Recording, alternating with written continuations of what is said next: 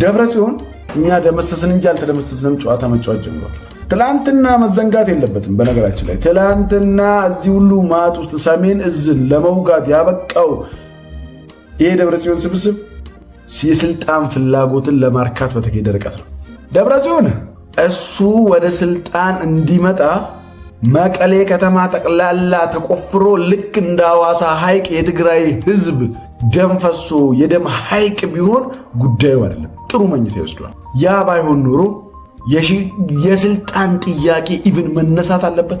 ህወሓት በዛ ክልል ውስጥ ካደረሰው በደል፣ ስቃይ፣ ሰቆቃ አንጻር የስልጣን ጥያቄ ማንሳት ሳለበት ለአሁን ህጋዊ ቲም ማለት የጌታቸው ረዳ ቲም ነው።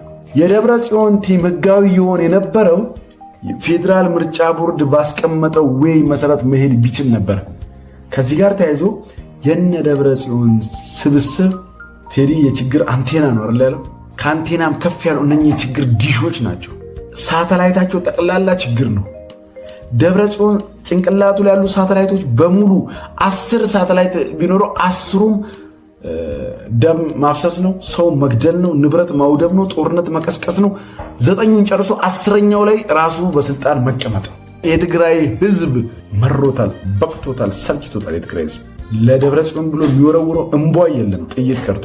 የህዝቡን ኢንቴንሽን እናውቃለን። ለደብረ ጽዮን ብሎ ልጁን የሚገብር አባት የለም። ገብቶታል። ለትግራይ እንዳልተገበረ ጦርነቱ ደም መፋሰሱ ለትግራይ እንዳልሆነ ለትግራይ ህዝብ እንዳልሆነ ዛሬ በሚያደርጉት ተግባር በደንብ ማወቅ ተችሏል። ዳግም ጦርነት ለመቀስቀስ የሚሞክር ማንኛውም ኃይል መጠየቅ መቻል አለበት።